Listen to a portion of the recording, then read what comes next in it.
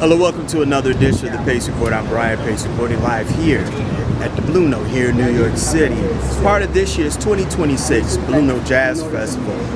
The Blue Note Jazz Festival takes place in the month of June, and they bring a lot of international as well as critically acclaimed jazz icons to all the venues here in New York City for the entire month of June.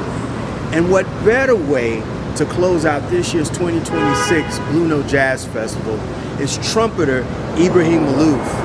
Now, Ibrahim Maalouf is one of the most popular jazz crossover artists in Europe, and he's known for playing the unique modified Quarter Tone Trumpet, which is a 4-valve trumpet.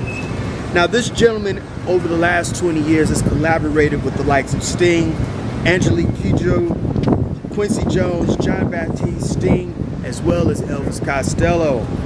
Tonight here on the Pace Report, you're going to see highlights of Ibrahim performing music from his brand new record, which he sold out at Sony Hall here in New York City. We sit down and talk about him being the master of the Quarter Tone Trumpet, as well as talk about why his father created the 4-valve trumpet and how he's been able to play the music of his native Lebanon. Also, we sit down and talk about him being a prolific composer. This gentleman has composed music for well over 20 films, as well as we sit down and talk about him being classically trained and how he wanted to revise how he saw music by the way he plays the music for you guys here tonight. So sit back, relax, and enjoy highlights of Ibrahim Maalouf performing music from his new album here at Sony Hall as part of this year's 2026 Blue Note Jazz Festival here in New York City.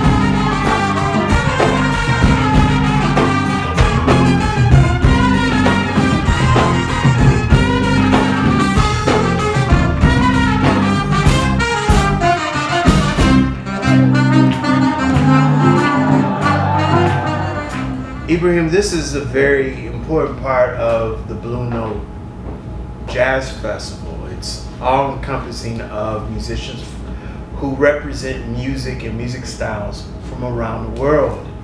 And what better way to end the festival is you playing music from your brand new record. Tell my viewers what your new album is.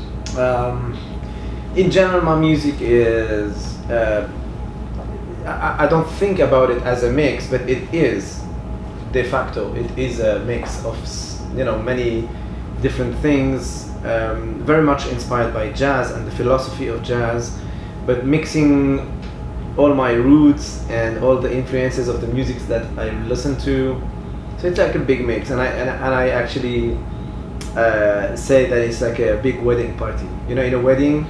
In weddings you have many people, families, friends that usually don't know each other, and they all together decide to build somehow some kind of family, and this is the spirit of this album, the Trumpets of Michel-Ange Volume 2, and the Volume 1 was the beginning of the wedding. This is like the continuation of the wedding. Now this is really a tribute to your father, Mm-hmm. and the origins of how he musically instilled things from not only your native Beirut, but also your classical roots as well. Yes, my father, when he got this crazy idea of adding a valve to play the quarter tones, to play the makams, the Middle Eastern makams, he wasn't thinking that far. He just needed it badly. He needed to be able to play. He was studying classical music in Paris, and he was feeling some kind of need, like a deep need of being able to play his own music also. Not his own music as a composer, his own music, like the music of his childhood. And he couldn't do that. So when he added the quarter tone on the trumpet, he didn't know all the possibilities that he was offering us as trumpet players. He was just thinking about his goal, as an Arab, as a Middle Eastern, to be able to play all those makams. But the truth is that this trumpet plays all the musics of the world. Most of the musics in the world have quarter tones. Most of them, if not all of them, have quarter tones, and so it opens so many doors. So as his son, I'm paying a tribute to my father, to his invention, and to this legacy, because I'm his only student who plays quarter tone trumpet. So this big wedding party is also a way to celebrate everything my father taught me and all the legacy of his. Ibrahim, there's a very interesting backstory about one, you detested playing the trumpet and you detested playing classical music. But here's the beautiful thing about the story.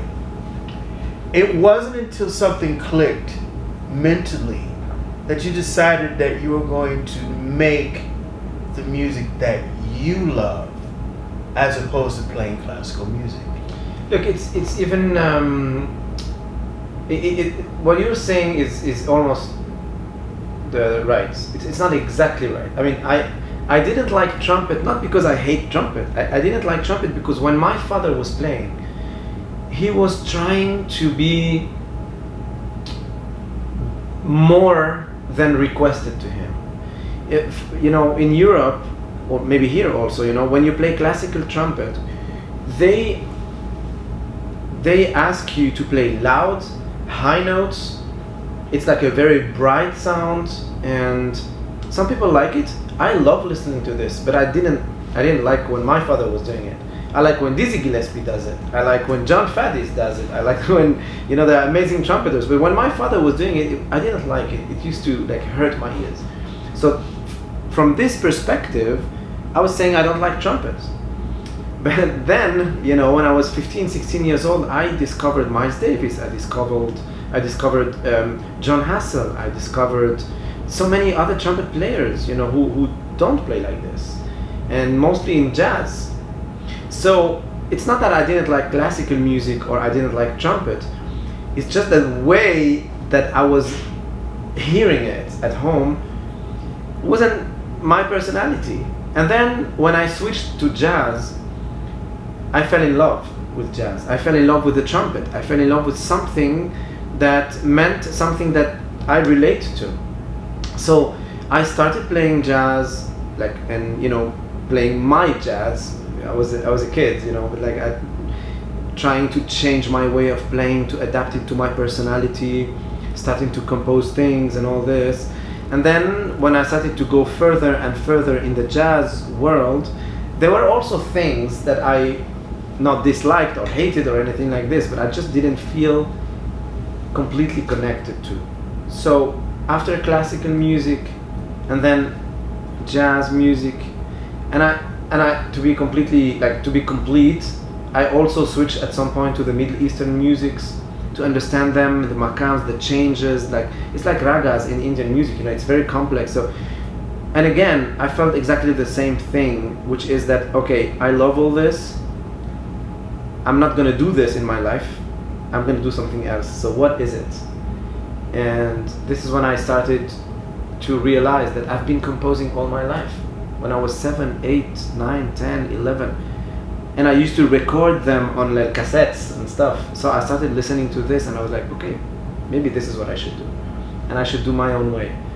So there is some of the classical influences, some of the jazz influences, some of the Arabic influences, but some of everything else that I listen to, from pop, hip-hop, electronic music, Indian music, African music, South American music, blues, jazz, all kinds of stuff all together, like wow. And this is really what your album really, and your first record too. I mean, you've collaborated with some very important heavyweights in all genres of music, from De La Soul to Gregory Porter to Angelique Kidjo. We're going to talk about that record too, because that's a masterpiece of an album. You really have decided to open your ears globally and incorporate this beautiful type of music. Yeah, I always compare my relationship with music to my relationship with human beings. Is there a world where if I meet someone who's so interesting, with who I can talk, exchange, be inspired by, but because that person does not belong to my culture, I'm not going to take anything from him or from her? That world does not exist, in my opinion. Like, anybody can be an inspiration to me. Anyone. I could meet, and like right now we're talking, this is an inspiration. I could meet someone right after this conversation in the backstage and all this, and then have a conversation. That person is going to say something and I'm going to say, oh, maybe I should read that book, maybe I should go listen to this, maybe I should think about what he just said or what she just said. All this is like all this is building my identity, right? And I think this is how human beings do. We build our identities based on everything we see, we listen to, we smell, we watch, we talk, we hear, everything. So in music, I have exactly the same philosophy. It's not possible to me to imagine being a composer and create music and say, yeah, but this is not my kind, this is not my culture, this is not the music I can add to my identity. Why not? Anything can be part of your identity, right? So this way to build layers and layers and layers and layers became my passion in music. I love this. Collaborating with so many artists who are so different and try to see if I have a common language with them, a place in their world. See how they can be into my world. It's like architecture, it's like food, it's like cooking, it's like it's really so interesting to think this way in music, instead of thinking format, like I have to build the music that works for radios or works for I don't know what, or like instead of thinking, look, you know what, I've been touring for so many years, and sometimes I'm with my musicians and some of them are listening to music and they are like amazing jazz musicians, and I say, hey, what are you listening to? And they say, oh, look, this is like a the last album of I don't know who, like Kendrick or I don't know who, and they love it. And then I say, okay, what are you working on these days? And they play me some music that has nothing to do with what they were listening to, and I'm like, wait, but it's so different. Why don't you go into this? Because you love this so much. I've been watching you and seeing you listening to this music for months now, but you're doing something that has nothing to do with it. Why not? You love this. And they say, yeah, but if I do this, my audience is not going to understand. People are not going to understand. And this is exactly the opposite of the way I see things, you know.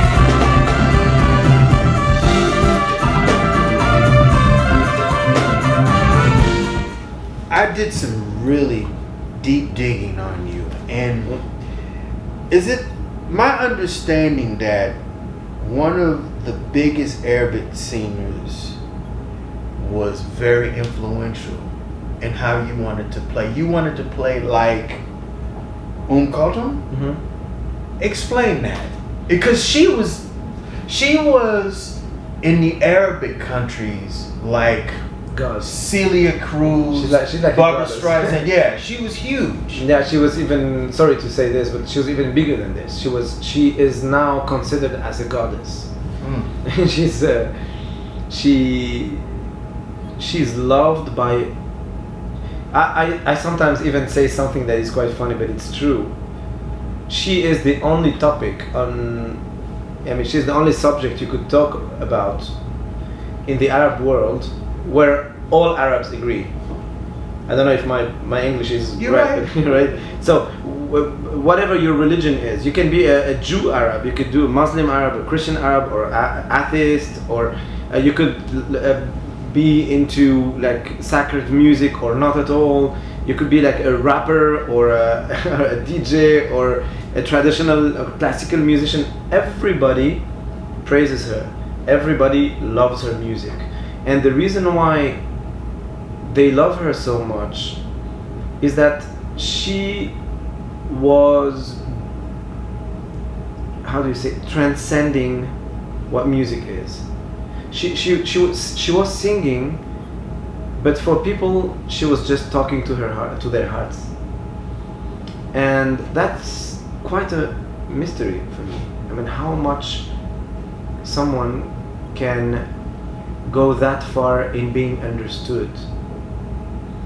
And in my house when I was a kid, my father had a closet, and inside that closet there was the full repertoire of Kulthum, and it was forbidden to go and open the closet. It was like forbidden.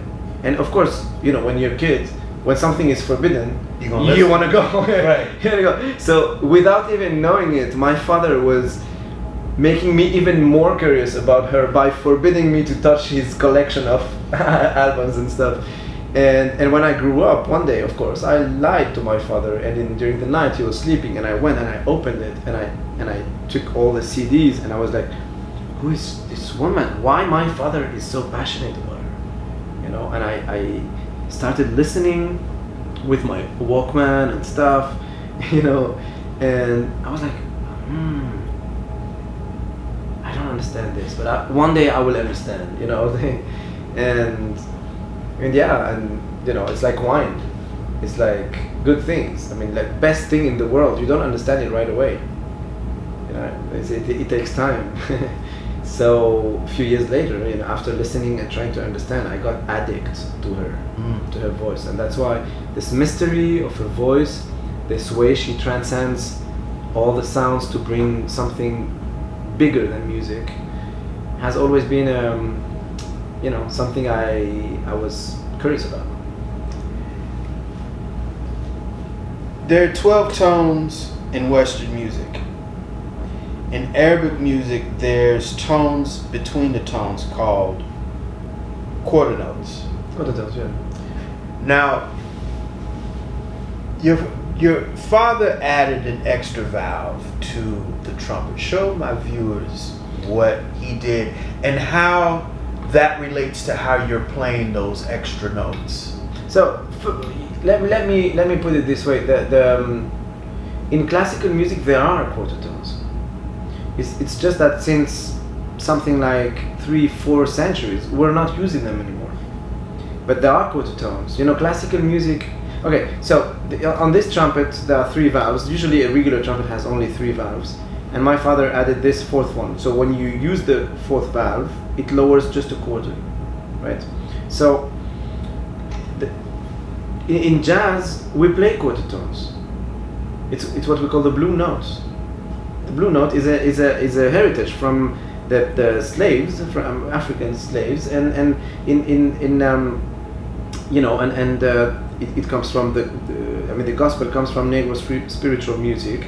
And if you listen to like the oldest record of Negro spirituals, they sing exactly the same way Kulthum used to sing. Right. It's exactly the same culture. So jazz has these quarter tones. Blues has quarter tones. When B.B. King is playing and he's doing, this is a quarter tone for me. This is a makam for me. It's not just blues, it's a makam, it's an Arabic makam. I know it sounds weird, but it is the same for me. So classical music has also quarter tones. Baroque music used to be played with quarter tones. You know that the Bach used to play oud. Oud is like the Arabic lute that comes from Southern Europe, and the Arabs brought it from, you know, North Africa to Europe. So, and when you look at the symphony orchestra, the way a symphony orchestra is built, like the European symphony orchestra, the flutes and the oboes come from Asia. The timpani and the marimba comes from Africa. The trumpet and saxophone come from Middle East and Europe, and like everything comes from somewhere. You know, it's not European. It's like an addition of it's again layers. You know, it's like a gumbo. It's a It's like a more, yeah, absolutely. So, and the quarter tones exist in all the folklores of the world. Like even a few years ago, I was in Japan, and for some reason, I didn't know so much about Japanese music. And then I was talking to the people, I was showing them, look at the quarter tones, and I was showing them on the trumpet, and they said, it's exactly the same in gagaku. I was like, what is gagaku?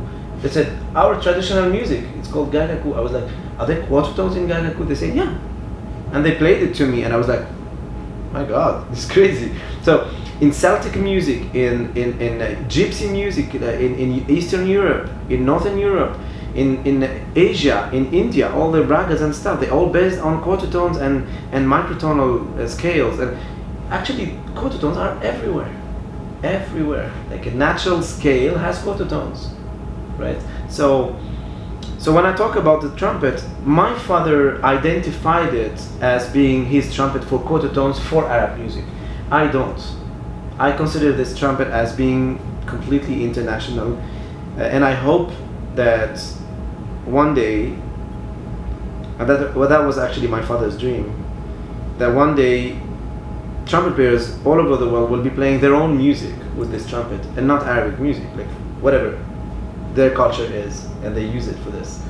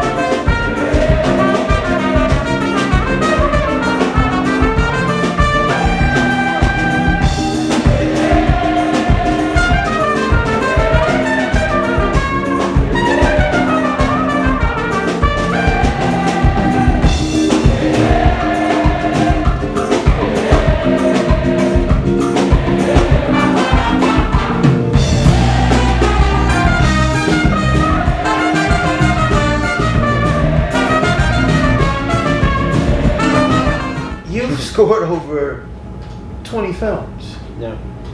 How has your composition, writing, and composing, how has that shaped you as a musician? Do you have to expand how you listen to the music and incorporate strings and other musicians, or are you writing in sequence to something that's infinite? No, I love composing for movies. I love it because it's a completely, in a way, it's a completely different process, and in another way, it's very similar to the way I compose in general. But the big difference, because it's a huge difference.